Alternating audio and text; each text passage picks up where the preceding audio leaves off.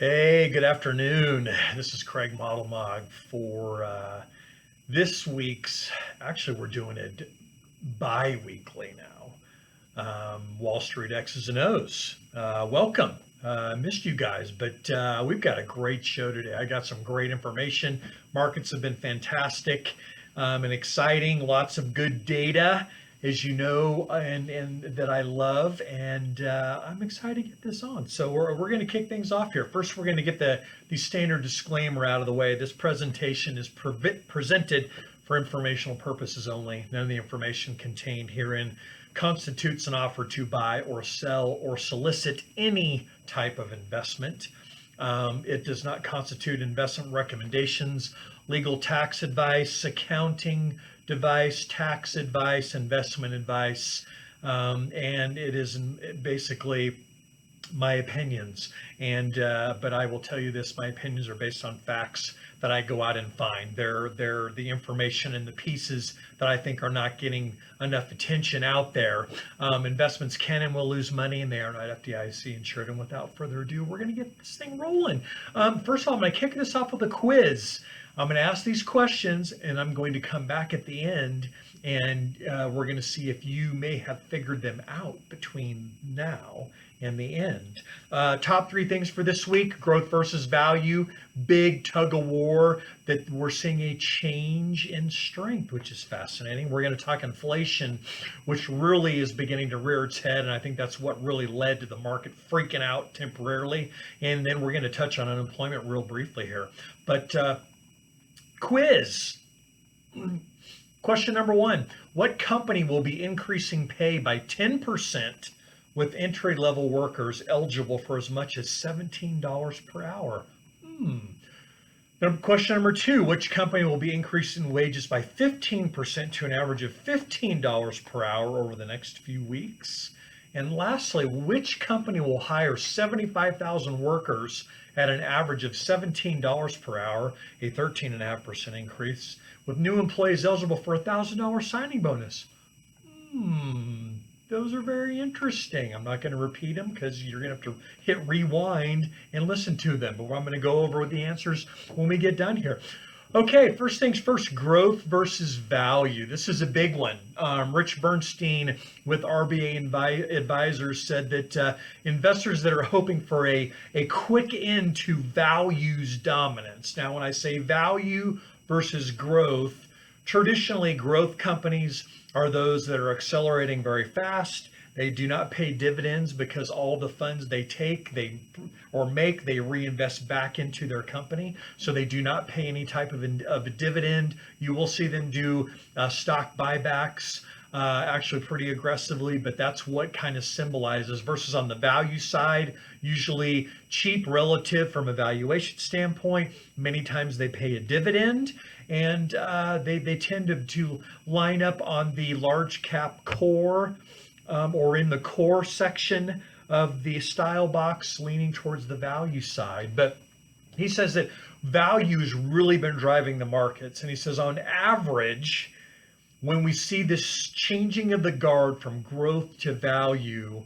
value tends to stay in charge on average for 33 months. That's almost 3 years. Okay, we've seen a maximum. I don't know how this goes back. See, I got my little cheat sheet on the computer screen here. This is a Bank of America study. The longest is 109 months. Holy cow, that's like almost 10 years, which is exceptional. Right now, we are in month number 8. Okay, so for you people who are overly optimistic or overly in favor of tech, you may be in for a long period of underperformance. Case in point, if you go back the last 10 years, this is 2011 through 2020, the NASDAQ, which NASDAQ is heavily laden in tech, okay, was in the top half of the 12 asset categories 8 out of 10 times. They were in the top half, or excuse me, I said that. They were in the top half 8 out of 10 times. They were in the top 3 6 out of 10. They were in the top two 5 out of 10 times. So half the time they were either in the number 1 spot or the number 2 spot, and they were in the number 1 spot 3 out of 10. So whenever you have this lengthy period of outperformance, you hear a statistical term called mean reversion. What mean reversion is, from a statistical standpoint, is anytime you have any level of outperformance to the upside or underperformance to the downside versus your average, you know that eventually you're going to get performance to snap it back to that average. We've had a decade of dominance and growth.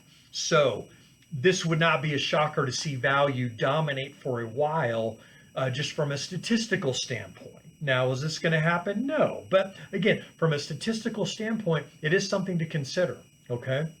It is something to consider. Let's get over to inflation. Let's move on here. Oh, dang, nabbit.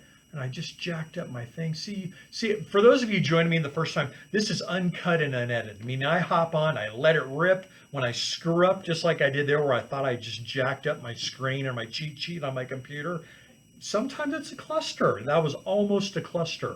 False alarm, thankfully. Almost a cluster, though. We're going to talk inflation. What is inflation? Inflation is the increased cost or price of a good or service. A lot of times people say, well, Craig, what are you talking about? You're speaking Greek to me here.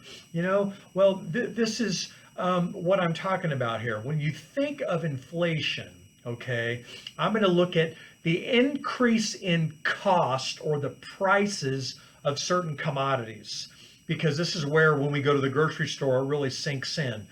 Year to date, your bacon and your sausage and your ham is up 48% from a standpoint of cost. Corn is up 33%. Heating oil, which East Coast, big heating oil people, thankfully we're going into the summertime. If we were going into the winter, they were probably going to happen. Heating oil is up 29.7%. Crude oil, this is why it's more expensive to go fill your car up. Tanya yesterday filled her car up for the first time in a while, and she called me and says, what the heck? I went to fill my car up and I felt like I was going to overcharge my credit card. It was so expensive. That's called oil prices are rising, thus gas prices are rising. Copper prices are up 28%. Natural gas up 17%. Wheat up 14%. Soybeans up 14%. Sugar up 12%. Cotton up 11%. Coffee up 10%. I love coffee, although since COVID I can't taste it, so it's not quite as enjoyable. It's actually a downer for me now. And when I say downer, I'm sad because I can't taste my coffee. It's up 10%. So we're seeing these elevation in prices, okay, which is pretty incredible. We're starting to feel it in our pocketbooks. Lizanne Saunders, I love her name. That's my daughter's name, Lizanne, not Saunders. Lizanne Model Mom, but Lizanne Saunders. She is one of the chief investment people for Charles Schwab. She said if you look at the price of lumber, okay, and what $50,000 worth of lumber would have built. Okay, so if you had a pallet of wood worth $50,000 in May of 2021 versus May of 2020, the difference is staggering. This also reflects a massive inflationary component. Last year you could have built 10 houses. This year you can build 2 versus 10. That's massive. Okay, we got inflation that's running hot, and that's what I think has shocked the market here recently and caused volatility to spike the last 6 to 7 trading days, which is not a shocker. We've seen markets resume kind of a nice path, and I think that we're probably going to more than likely see that here over the next quarter as we move through second quarter. But if you look at core inflation year over year, they printed a number this past week, and this is what really was a shocker, up 4.1%, which we haven't seen a number like that in a very, very long time. Okay, now that's year over year increase. That does not include food and energy. You say, well, Craig, that's stupid. Yeah, talk to Bill Clinton and his group, because that's when they pulled food and energy out of the equation, because again, what is our government? And I'm not just hanging this on Bill, because every administration since him has bought off on this, and this is kind of the deal that they do. That's how they really control and manage inflation. So when they have this inflationary target, like Ben Bernanke so infamously coined at or pegged at 2%, of which we've never hit until now, that's how they've been able to control it. Well, when you poll the two things that we spend the most money on, food and energy, okay, you can control that quite a bit. And you know, I'm going to call the full bowl on that. I was going to say something else, but I opted not to. But you know, that's kind of what happens. Other inflationary things, goods and services are up 10% year over year. If you look at energy for the year is up 46%. Okay, that's where your oil price, that's where your natural gas, that's where your petroleum comes in. If you look at food is up 7.6%. So if you haven't noticed going to the grocery store and you're spending more money, look at what you're spending and what you're spending on, and those inflated prices. Those are going to continue. Why?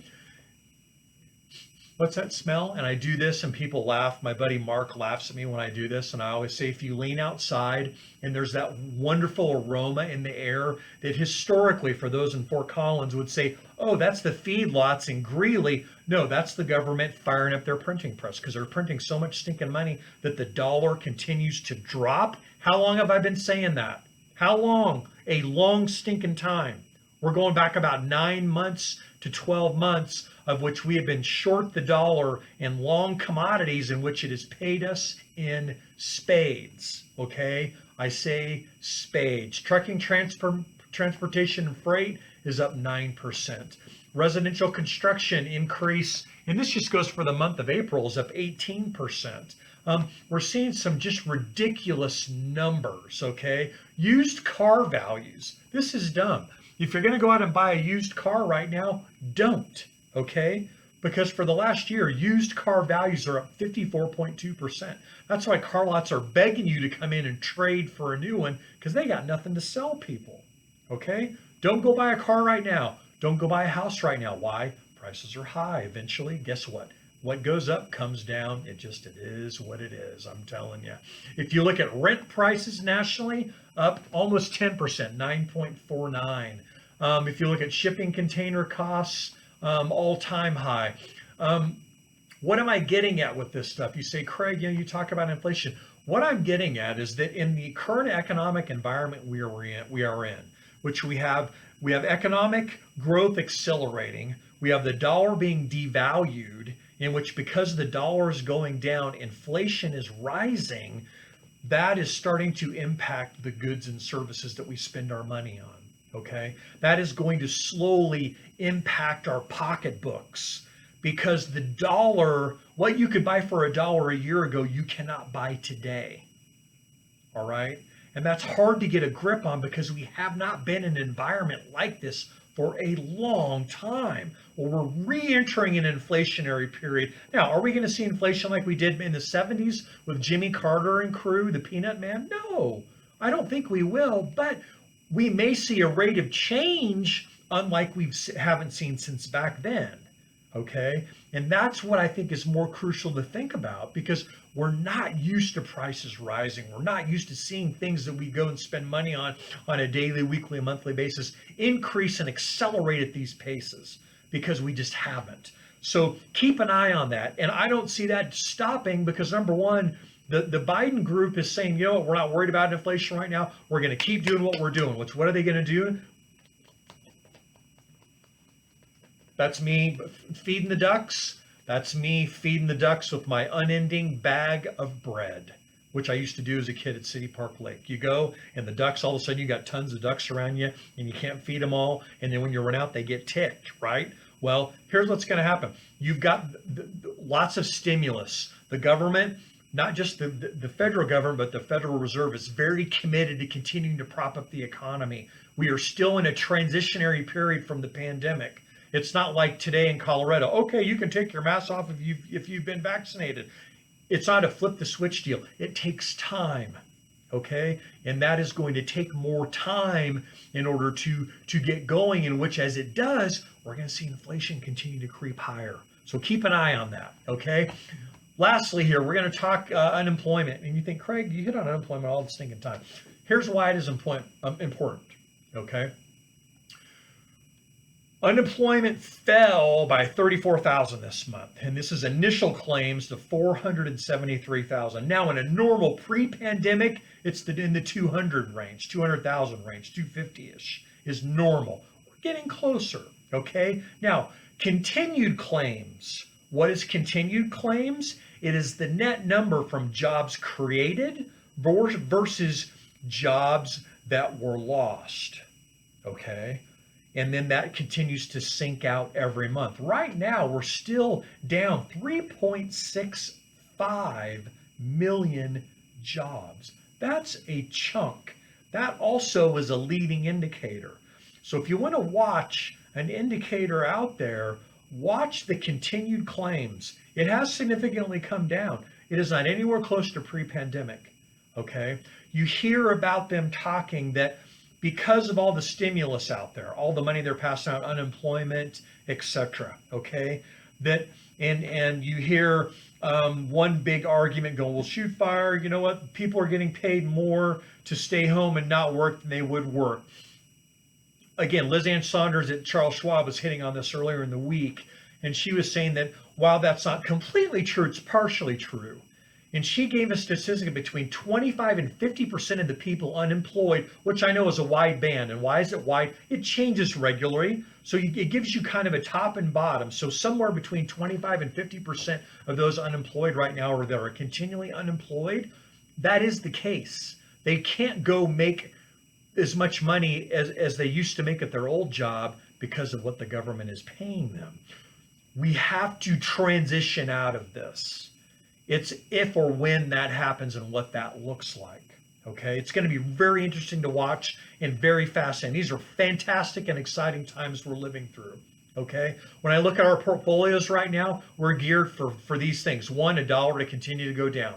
We're geared for interest rates to continue to creep higher. We're geared for an economic to continue to gain strength and growth to the upside. That's what we're geared for right now. And then inflation's obviously continued path higher. That's how we're geared now. I think it stays like that through Q2, second quarter, potentially into part of the third quarter.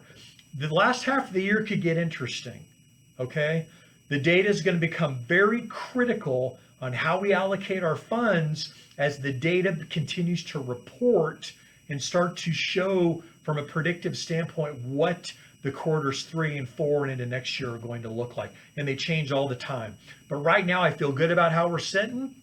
I'm excited about what Q2, I think we're going to see Q2 numbers like we haven't seen since the 50s. But again, keep it in context. It's being compared towards the second quarter of last year, which is absolute economic shutdown, okay? So we should report numbers. In fact, I think part of Q1's numbers that have been underwhelming is they weren't as high as anticipated. And I think that's because of the slowness of the rollout of the economy, of which I think should gain some momentum as the mask things go away, as reopening comes back. I mean, I saw where Coors Field as of January 1st, 70% capacity. So, we're going to see some of these things come back. It's going to be interesting to track the numbers and watch. Stay tuned. Anyway, May 14th, this is Wall Street X's and O's. This is Craig Modelmog. I appreciate you guys joining me. I hope the every other week sequence, you find the information a lot more timely, a lot more exciting, and packing a lot more punch, because I felt it was getting a little bit redundant on the weekly standpoint. So I appreciate you all tuning in. Have a fantastic weekend. I hope everyone had a fabulous Mother's Day weekend last weekend. I had a great time taking my wife and my mom and my dad out for lunch down to see my uncle. Ate outside. He's a chef. He's fantastic. Had a ball. I hope you all had fun as well. And again, this is Craig Modelmog signing out for Wall Street X's and O's, and I am